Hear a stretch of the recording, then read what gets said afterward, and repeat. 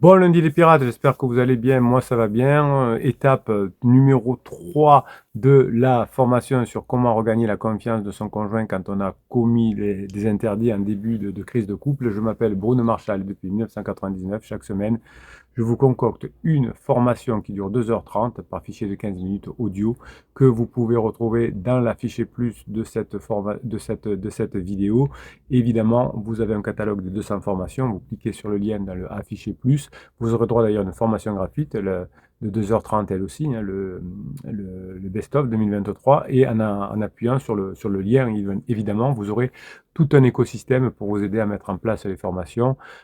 Vous avez les vidéos, bien sûr, tous les matins à 7h. Vous avez les lives, mais vous avez aussi le canal Telegram. Hein, vous y accédez en cliquant sur le lien avec des vidéos et des textes toute la journée. Vous avez le canal Facebook des pirates. Vous pouvez vous faire aider par les pirates plus avancés que vous pour notamment mettre en application ce que vous apprenez dans les formations. Si vous êtes ensemble depuis 5, 10, 15, 20 ans, les crises de couple sont normales. Tous les couples les traversent malheureusement autour de vous.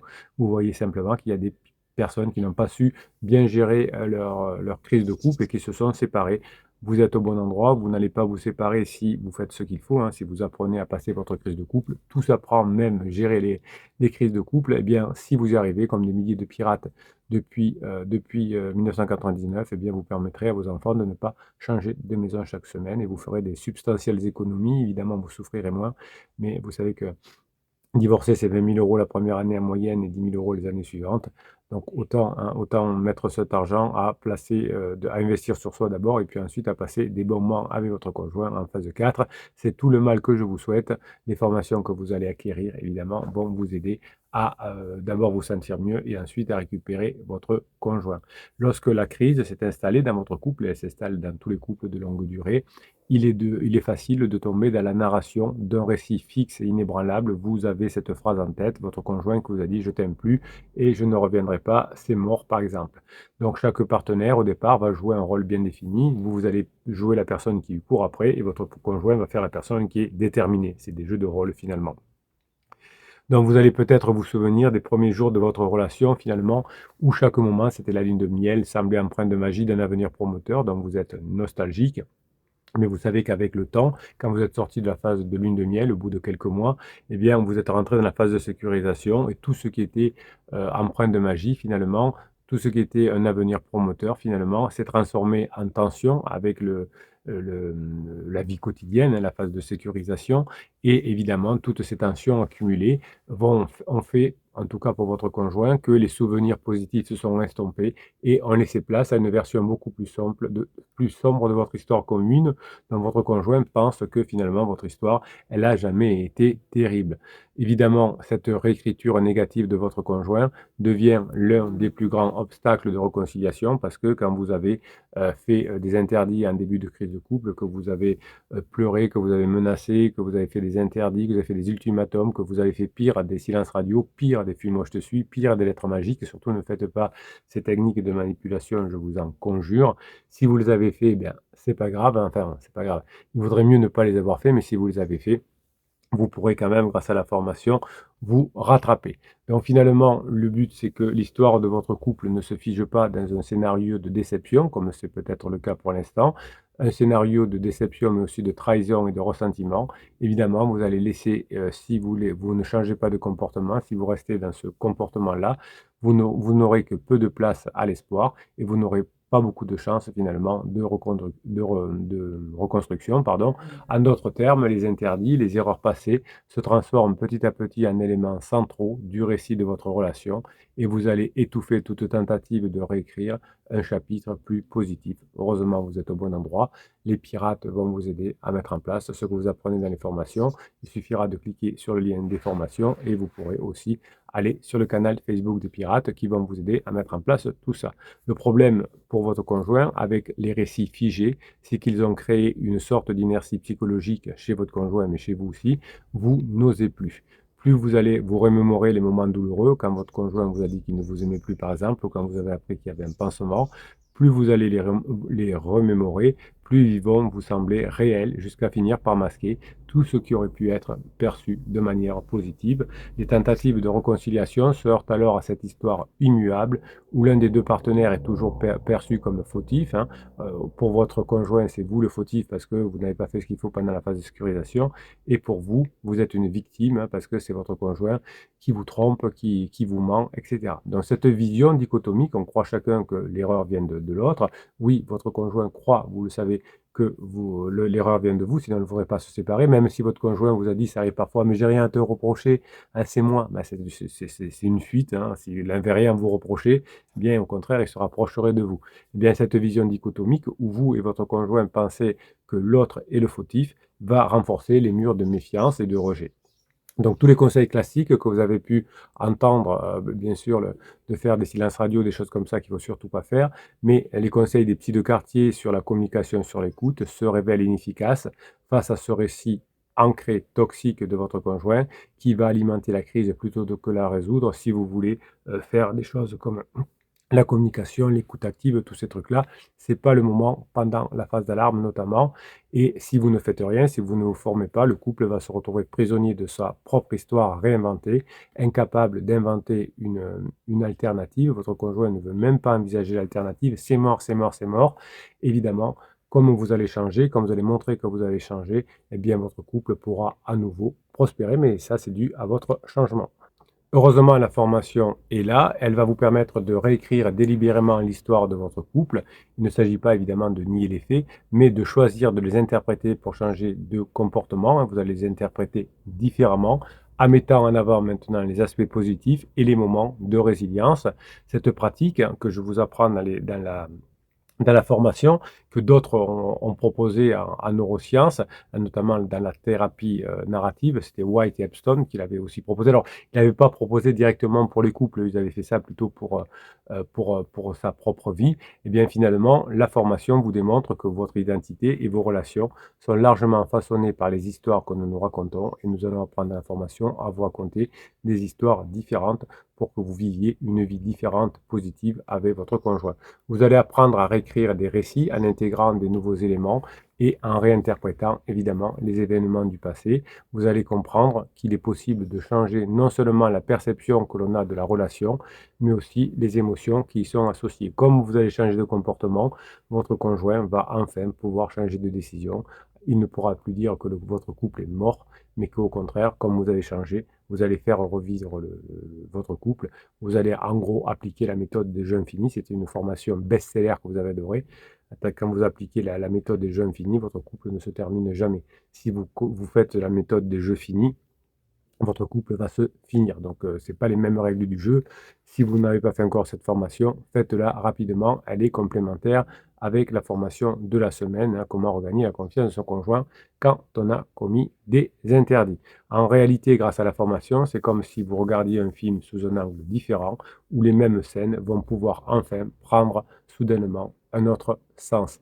Si on prend l'exemple de Picasso, qui est l'un des artistes les plus influents du XXe siècle, il a été confronté forcément à une vie personnelle tumultueuse et à des événements traumatisants. Lui aussi, même Picasso, oui, même Picasso, il a constamment, heureusement, réinventé son art et sa vision du monde en intégrant ses expériences de manière créative.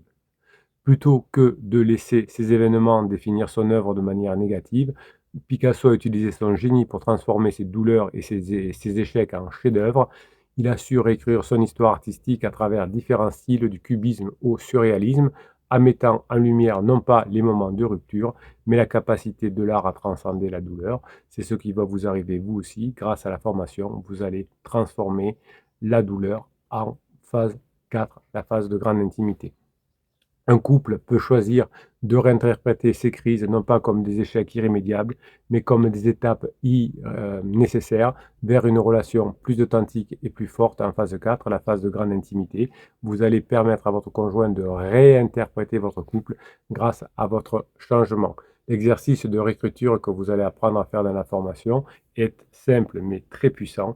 Vous allez prendre le temps de réévaluer les moments clés de votre relation. Vous allez apprendre à vous focaliser sur les erreurs et les disputes, et vous allez chercher les éléments que j'appelle les éléments de force, de solidarité et d'amour qui ont su émerger dans le passé malgré les difficultés.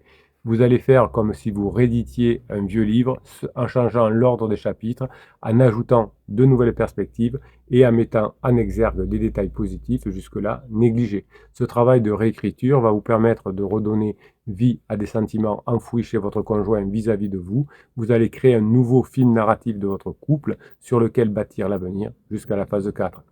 Évidemment, en changeant le récit, les ressentiments vont se dissiper et tout ça va laisser place avec votre conjoint à une nouvelle forme de complicité et de compréhension mutuelle.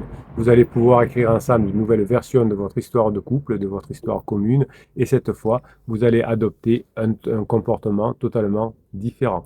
Vous allez cesser les querelles et les souffrances, car vous allez raconter une nouvelle relation avec votre conjoint, vous allez la créer, cette relation, donc vous pourrez la narrer et plus tard, quand vous serez dans le futur, vous pourrez parler de cette relation que vous avez aujourd'hui, là, cette relation.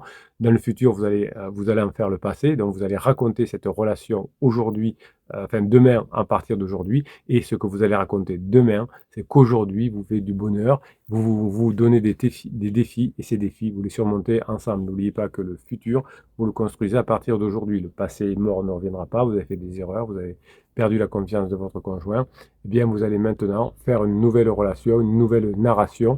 Eh bien, vous pouvez même vous amuser tout seul à faire des vidéos, des textes, des photos qui vont vous dire comment vont se passer la relation. Vous vous dites, on est dans 3 ans et je raconte aujourd'hui comment ça s'est passé entre aujourd'hui et il y a 3 ans. Et je crée comme ça quelque chose de narratif avec un texte, avec des photos, avec des audios, avec des vidéos, ce que vous voulez. Vous me faites un projet créatif qui va vous rapprocher de votre conjoint. Alors, vous ne montrez pas les photos, les textes, etc. Mais ça va vous rapprocher parce que vous allez voir, vous, la vie de votre couple tout à fait différent.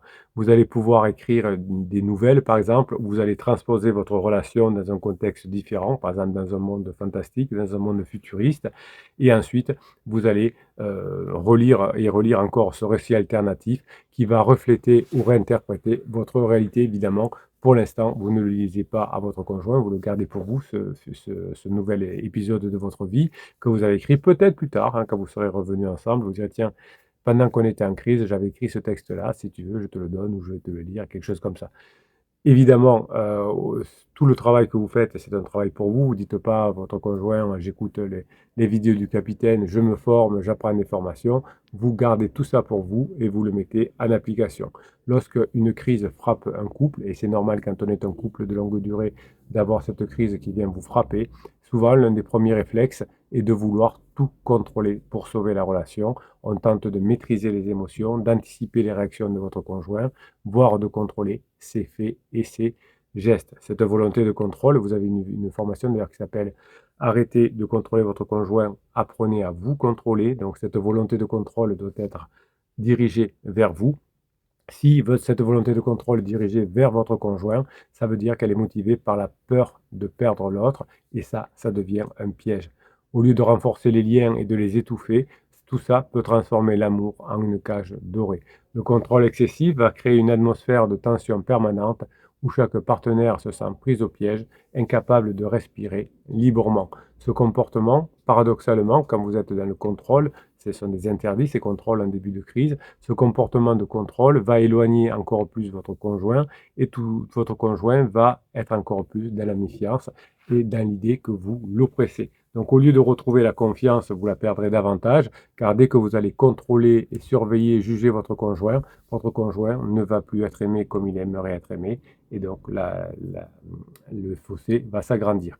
Évidemment, les approches traditionnelles qui insistent sur la nécessité de travailler sur la relation en multipliant les efforts pour regagner la confiance vont renforcer ce besoin de contrôle. Au contraire, en cherchant à sécuriser la relation par des gestes répétitifs et des preuves d'amour incessantes, on peut finir par transformer la relation en une sorte de transaction où chaque acte est interprété comme une tentative de manipulation ou de rachat. Votre conjoint va vous dire: «Oui, c'est trop tard maintenant, je vois très bien que tu veux me récupérer». Donc vous allez créer ce que j'appelle une illusion de sécurité qui va procurer le contrôle et que ce contrôle va devenir un obstacle majeur à la réconciliation, car ce contrôle ou cette illusion de sécurité va renforcer l'idée que la confiance est quelque chose qui se construit par la force et la répétition. Et votre conjoint qui vous a dit je veux de la légèreté, je veux être libre, évidemment, ne peut pas se reconnaître dans ce contrôle que vous mettez en place. Vous allez plutôt récupérer votre conjoint par des notions de liberté, de légèreté, de lâcher prise. Ce qui manque aussi au début de la crise de couple, c'est la compréhension que le véritable amour et la confiance ne peuvent s'épanouir que dans un espace de liberté. C'est ce que vous allez créer en phase 4, où chacun vous ferez des choses individuelles, chacun vous allez vous sentir respecté dans votre individualité et vous pourrez ensuite partager ce que vous avez appris. Vous avez une formation complète sur le lâcher-prise qui, loin d'être une capitulation, est en réalité un acte de confiance ultime. En choisissant délibérément de relâcher le contrôle, vous allez envoyer un message puissant à votre partenaire. Vous avez foi en lui, en sa capacité à agir de manière autonome, sans avoir besoin d'être constamment encadré ou surveillé. Ce choix, qui peut paraître effrayant, bien évidemment, peut déclencher un renversement total de la dynamique de couple. La confiance se renforce non pas dans la contrainte mais dans la liberté. Lorsque vous cessez de contrôler, vous permettrez à votre conjoint de revenir vers vous de son propre gré, sans pression, sans obligation, parce que vous lui faites passer des bons moments. Ce retour, quand il va se produire, finalement, sera un retour authentique et non dicté par la manipulation, par la peur ou par le devoir. Il s'agit d'un paradoxe, finalement, en vous éloignant de la phase 2, de la phase de sécurisation, vous allez vous rapprocher de la phase 4, la phase de sécurisation. Pour cela, il vous faut vous éloigner de la phase 2, la phase 2 pour que la confiance puisse renaître, car vous allez enfin montrer à votre partenaire qu'il est libre de choisir de revenir vers vous parce que c'est dans son intérêt, parce que vous lui faites passer des bons moments. On peut prendre l'exemple issu du conte de Cendrillon. Ce récit, bien qu'apparemment simple, contient une puissante leçon de lâcher prise. Lorsque Cendrillon quitte le bal à minuit, elle ne cherche pas à retenir le prince ni à lui laisser une quelconque promesse ou garantie de retour. Elle disparaît, laissant seulement une trace de son passage, la fameuse chaussure de verre. Cette absence forcée crée chez le prince un désir ardent de la retrouver, non pas parce qu'elle a supplié de rester, mais précisément parce qu'elle s'est éloignée, qu'elle a donné cet espace de liberté pour que la princesse puisse respirer. Ce conte nous enseigne que parfois, la meilleure manière de regagner la confiance et l'amour de quelqu'un n'est pas de l'étouffer avec des preuves incessantes, mais de s'éloigner avec grâce, laissant à l'autre le temps et l'espace pour réaliser ce qu'il risque de perdre. Alors évidemment, vous ne faites pas de silence radio, vous ne donnez pas de nouvelles, mais vous arrêtez de saouler votre conjoint avec des notions de contrôle. L'absence de contrôle devient alors une présence silencieuse qui va susciter le désir parce que vous allez repasser des bons moments avec votre conjoint et tout ça va donner à votre conjoint l'envie de rétablir le lien. Voilà, si vous voulez récupérer votre conjoint, vous êtes au bon endroit. Il suffit de cliquer sur le lien qui est en descriptif de cette vidéo, le afficher plus, et vous aurez tout le catalogue pour vous aider à apprendre à passer cette crise de couple qui somme toute est normale. Mes pirates adorés, je vous kiffe et je vous kiffe grave. Passez la journée que vous méritez.